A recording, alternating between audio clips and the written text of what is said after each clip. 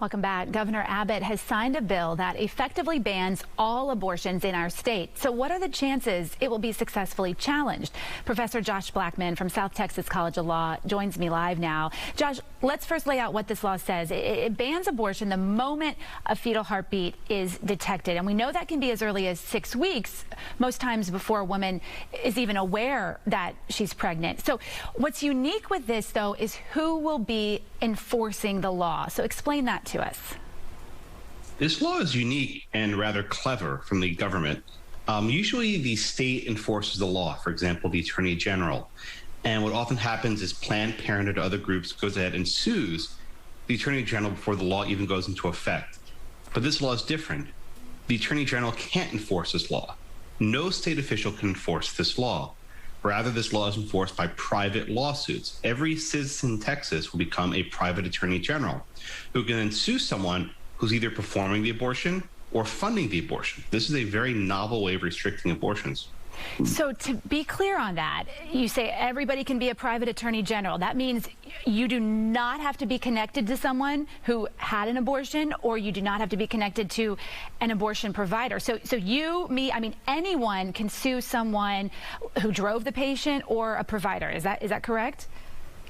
Well, just about anyone can be the private attorney general. I don't know if driving someone is enough. But I think someone who funds the abortion or provides insurance coverage for it probably could be sued.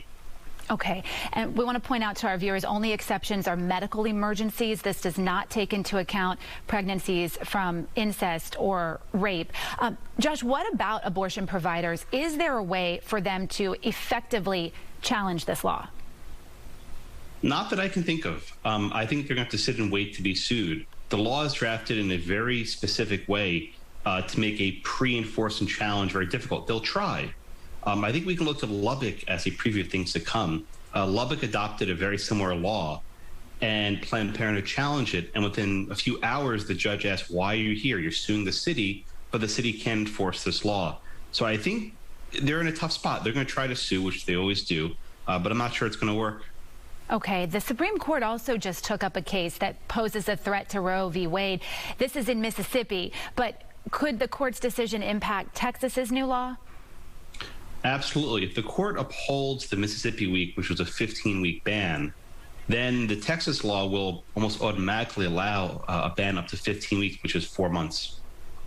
So it could extend that period then for Texas. So the law here in Texas now that the governor signed, it's being called the most extreme abortion ban in the country. When you factor in everything, if somebody asks you, is abortion still legal in Texas, what would be your response? Well, as of today, it's not the case that abortion's banned after 6 weeks. It's simply not permissible in the Supreme Court precedent. The point of viability right now is where the Supreme Court's drawn the line. So the heartbeat bill doesn't actually mean heartbeat at this present moment.